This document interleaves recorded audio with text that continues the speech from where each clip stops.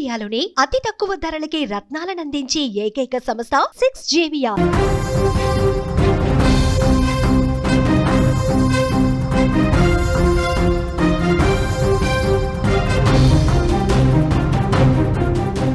భార్యాభర్తల మధ్య దాంపత్యం నానాటికి దిగజారిపోతోంది.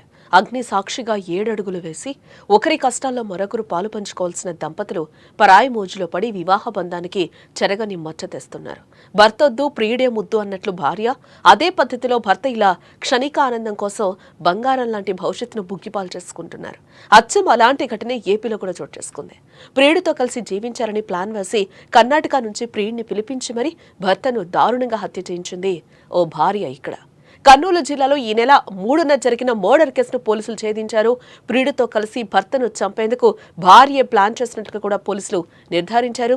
కర్నూలు జిల్లా ఆస్పరి మండలం తొగలగల్లు గ్రామానికి చెందిన గొల్ల అహోబిలం, గంగావతి భార్యాభర్తలు. అయితే కొన్ని రోజుల క్రితం వీరు కర్ణాటకలో యాదగిరి జిల్లా రత్నడిగికి వలస వెళ్లారు. అక్కడే గంగావతికి చెన్నబసవతో పరిచయం ఏర్పడి అది కాస్త ప్రేమగా మారినట్లుగా తెలుస్తోంది. ఇరువురు ఒకరిని విడిచి మరొకరు ఉండలేనంతగా ప్రేమగా మారింది. ఇరువురు కలిసి జీవించాలని అనుకున్నారు. అయితే వీరికి భర్త అడ్డుగా వస్తున్నాడని భర్తను చంపాలని ప్లాన్ వేసుకున్నారు. అనుకున్నట్లుగానే ఈ నెల 3వ తేదీన భర్తతో కలిసి పుట్టింటికి వెళ్ళింది గంగావతి. అదే విషయాన్ని ప్రియుడు చెన్నబసవకు ఫోన్ చేసి చెప్పింది.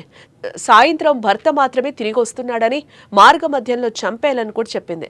దీంతో ప్రియురాలి కోసం కర్ణాటక నుంచి ప్రియుడు వచ్చాడు. ఇక మార్గ మధ్యంలో కాపు కాసి అహోబిలంను దారుణంగా కత్తితో పొడిచి చంపేశాడు. అయితే మృతుడు అహోబిలంగా గుర్తించిన పోలీసులు ఆ దిశగా దర్యాప్తు చేయడంతో భార్య హంతకురాలిగా గుర్తించారు.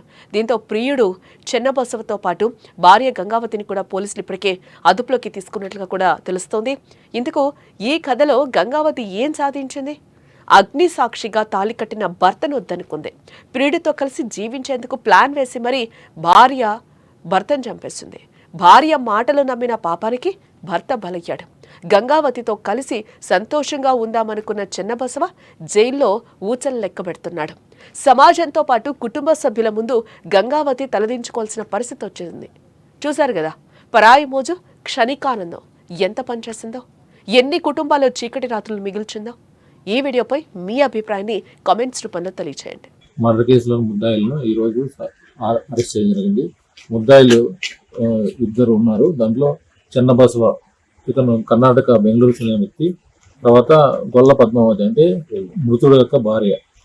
వీళ్ళు ఇరువురు కలిసి ఈ 3వ తేదీన హత్యకు భార్య ప్రేరేపించగా ప్రియుడైన చెన్నబసవ హత్య చేయడం జరిగింది. ఈ హత్యకు ఉపయోగించిన బాకును, తర్వాత ఈ నేరం చేయడానికి వాడిన మోటార్ సైకిల్ను మా సిబ్బందితో ఈ రోజున సీజర్ ద్వారా అరెస్ట్ చేసి ప్రెస్ మీద ప్రొడ్యూస్ చేయమంది.